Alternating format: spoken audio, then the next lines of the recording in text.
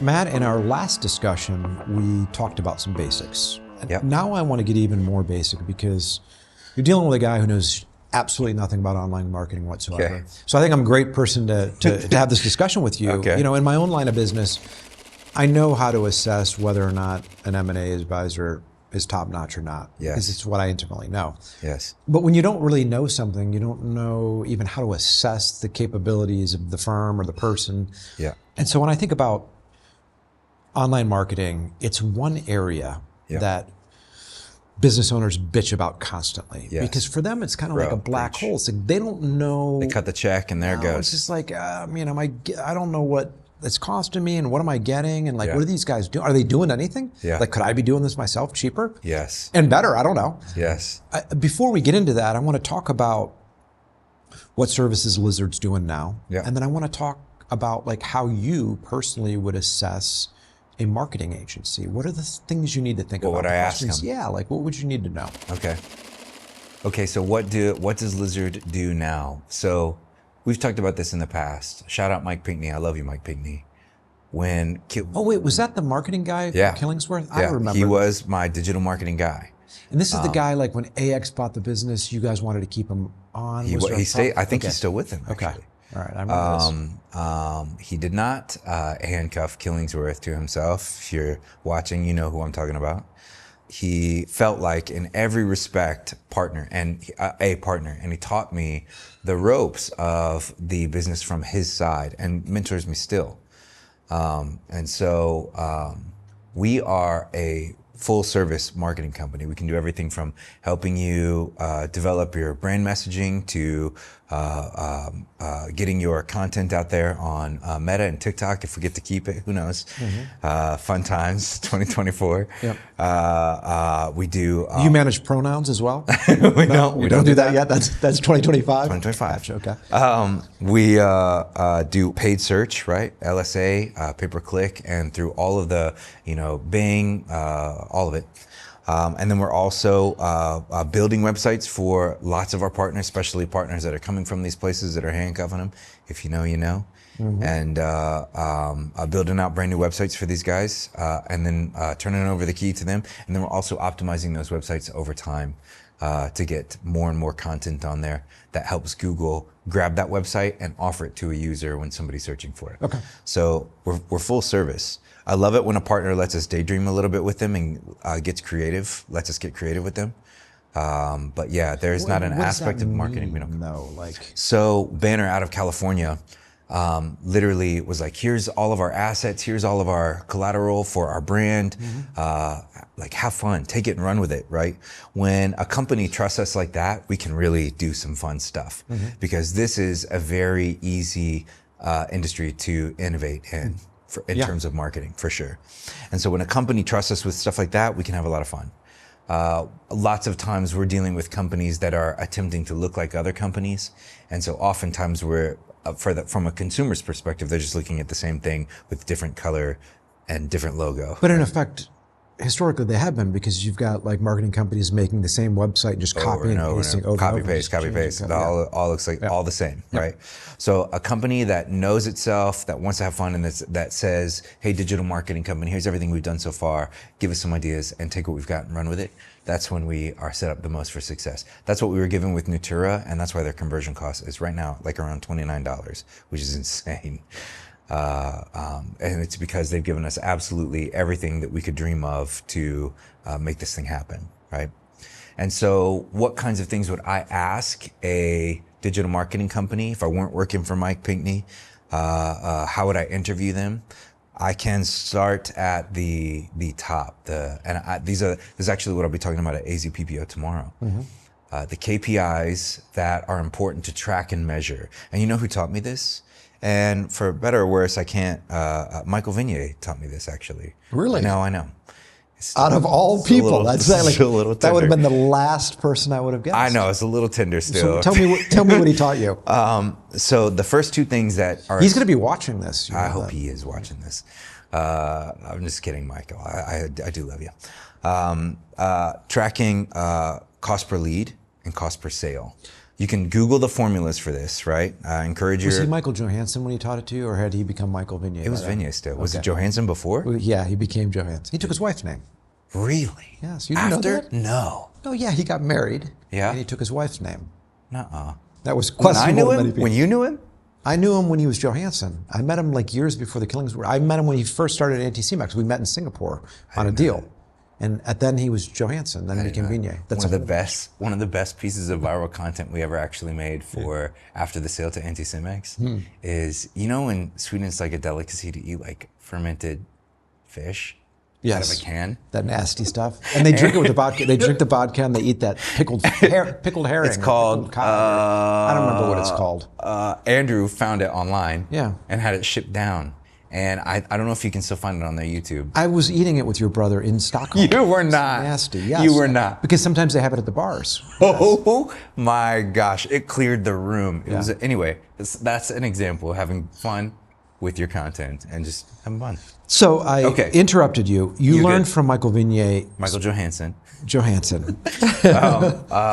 Cost per lead. Previously known, Michael Vignay, formerly known as Johansson. Cost per lead and cost per sale. Okay. These are two. Google those two terms, and make an Excel spreadsheet. You can track and monitor these things month over month. And these are two things that let you know if your digital marketing company is fractionally improving month over month. These numbers should be becoming cheaper the better your digital marketing becomes. Your digital marketing company becomes at offering your service to the market, right? So those are two things. But is that always accurate? And what I mean by that is that, would you say during the COVID boom, when there was a tremendous amount of competition, well, I thought those statistics got skewed. And I remember you and I talked about it, you were like, holy shit, this is expensive. It's expensive. It's true, they did. But I can see from a secular trend perspective over a long period of time, which way is it trailing? Yeah, it gives you an indication of what's going on in your market, right? Yeah. And it lets you get an idea of how much you need to invest to get to the next kind of plateau that you're trying to get to as a company, right? There are things you keep an eye on. You don't need to live or die by them. There are several things you kind of have to juggle when you're thinking about digital marketing, but those two things are the biggest ones. Cost per lead, cost per sale. How are they doing? If they're astronomically high, that means your digital marketing company is not doing their job. If they are in a medium range and they're constantly getting a little bit cheaper, that means you're a digital marketing company. It's a good indication that your digital marketing company is busting their ass to make that happen. So the next thing you can ask your digital marketing company, that I would ask a digital marketing company if I were interviewing them, is right now, what is your cost per conversion, right? How much does it cost you, digital marketing company, will it cost you to make my phone ring, or for somebody to fill out a form and request a service? That's everything you need to know for PPC. It's the same for LSA. What is it? How much does it cost you when you're working the local service ads to make the phone ring? Same thing for PPC, for pay-per-click. How much does it cost you to make the phone ring, or to get the form filled out, or to get somebody over to my website, right? And for organic search, there's a couple of KPIs in there you want to keep. SEO, search engine optimization. There is a couple of KPIs you want to keep an eye on as well. But the best way I can describe it is if you think of this house that we're in right now as your website. Your website is your digital storefront, right? This is the foot traffic where people searching can come and get to know you, can get to know the owners, can get to know your service line, all that stuff. And the KPI you want to measure to know whether or not your digital marketing company is doing their job is the organic traffic, right? What is your average organic traffic growth month over month for partners that you work with? And can you show me some information regarding that? And you want to see that month over month, more and more people are coming to websites that your digital marketing company manages. You know, in the last video that we talked about, I said how the girls do their keyword research for terms that people use, that trailing 12-month tool that Google gives us as digital marketing companies to figure out what people are searching for in the market. It's a powerful tool. It's one of the most powerful things at our disposal. But how does that change much? I mean, does it really change much? Like for a pest control company, is it the type of pests they're searching for? Is it the exclamation mark they're using? I mean, what is it like? Well, I know we're in Phoenix right now, but let's pretend we're in Charlotte because I don't know this market that well, right? I can't get hyper local with the market, but let's pretend that the girls have created a piece of content. It's March, so it's swarmer season, right? They're about to take off. And the girls know, according to that tool, that search terms like this popped up the most last year. So it's a high likelihood that we can create content with these search terms inside the content and make it specific to the market that we're serving. For, in my instance, Charlotte. Make these two things, make content that kind of blends these two things together, pop it on the website, pop it on the Google My Business page, and we will improve traffic. It's like setting a trap. This is a great metaphor. When my girls on the paid search team are hunting for leads for your company, for Paul's company, they are using a rifle, right? They're going out, they're going to kill something, or they're going to bring it back. When my girls for SEO are hunting for people for Paul's Pest Control, they're setting traps, right? They're setting traps on your website that people, for people that are going to step in these traps in the future, right? And so they use that tool, they create the content, they make it local to my neighborhood in Villa Heights, or a specific zip code or a venue that might be around the corner. They make these things make sense in a piece of content that they pop on your site, get it to your Google My Business page, and what do you know, come March, people are searching for swarmers, the content is there, it's specific to the market that we serve, and Google's like, hey, this is relevant data, user, here's the data, because that's what people don't think about it. It's a little off topic, but it's kind of connected. Google is a business also, and its business model is to get the user the most relevant information it can as quickly as it can, right? It's not going to serve somebody content that was developed 3 years ago as quickly as it will serve somebody who is regularly dropping content on their site and dropping it on their Google My Business page, because it wants to give relevant user, because that's what makes their ad revenue continue to come in, right? And so that is the KPI. Organic traffic on the site is predicated on the work that your team does for search engine optimization, for SEO. Those are the things. So what is the question for PPC is, what is your conversion cost? I want to know right now, right? What was your average last year? What can I expect from you? What do I give you to compare yourself against, right? And then what is your average growth for organic traffic on your site? Those are 4 great KPIs. You've got cost per lead, cost per sale, organic traffic, and conversion costs. And those are great things to measure every single month to know if your team is doing a good job for you. Now, let me ask you this. Yep. Earlier on in the discussion, you talked about marketing agents holding websites hostage. And this is salty. an area that I have experience in, because I've talked to some of these companies and they're like, oh yeah, we'll make this website, but it's actually they own the website. Right. Like, you may own the domain, but they pop their website up on, and then leasing the space, paying them, and then they just pull the website down, or they don't have to do anything with it. It's incredible. And so why do end users do that anyway? Is it because it's cheaper? It's like you're not paying for, if you own a pest control company, for example, would you do that because you don't want to pay for the web development? I want to give my PCOs some grace, because they have a lot to manage already. You're definitely a former Southern Baptist by saying you're giving them Exactly. There you go. Right. Fair enough. Yeah. I want to give them a little bit of grace because they have a lot to manage. They want some aspects of the things that they manage to be easy. Yeah. And so when somebody offers them the easy button, they take it. That's it. Right. Yeah.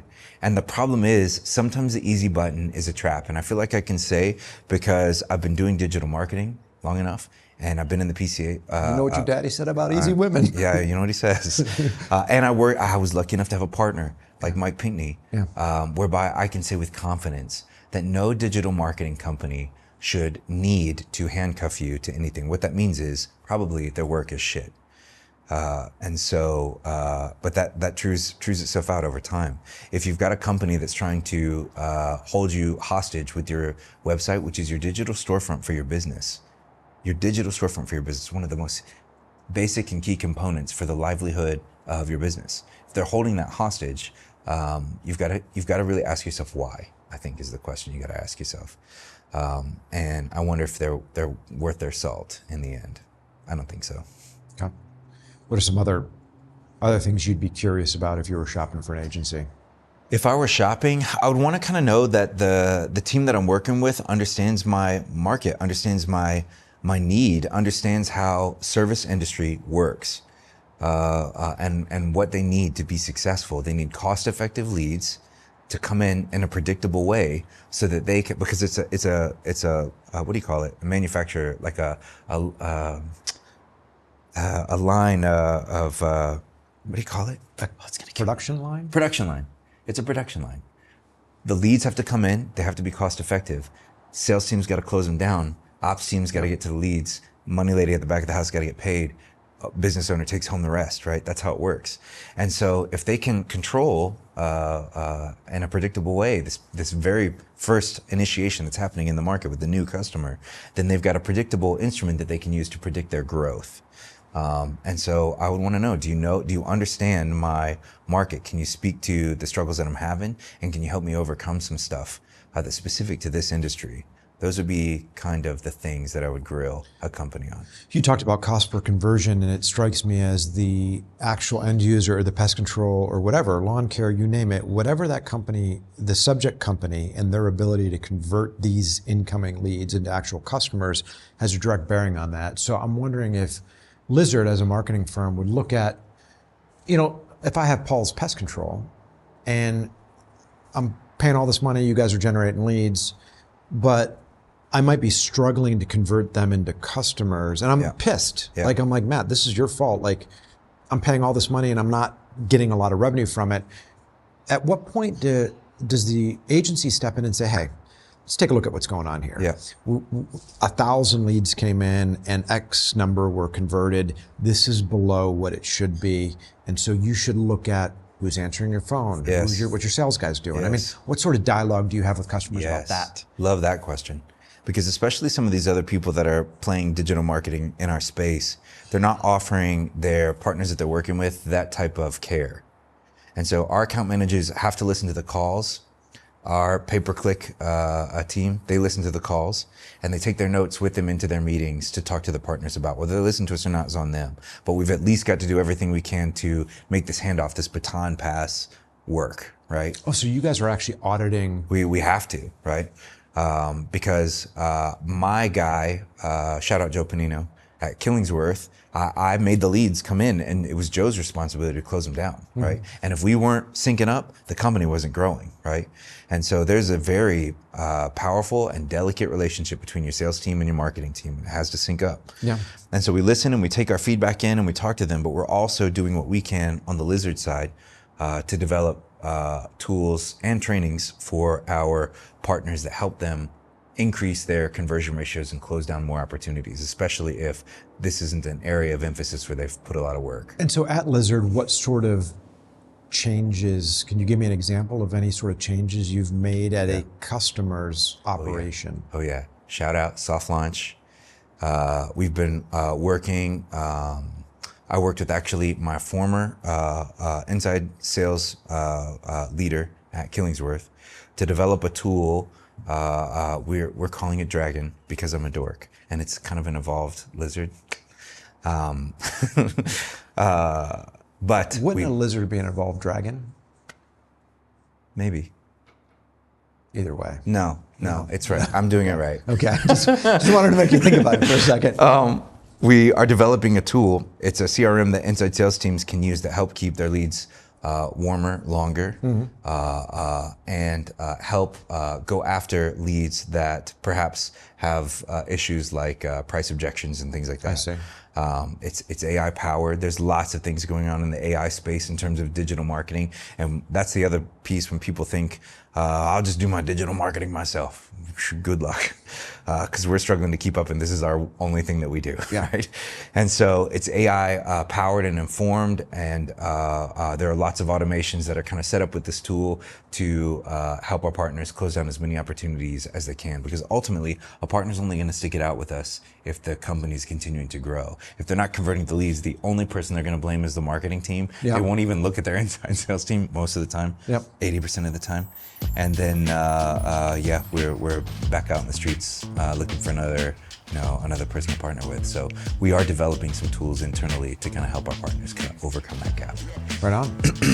Well, now I have a better handle on assessing a marketing agency. Anytime you need me, Paul. Appreciate that. Thanks, bud. Absolutely.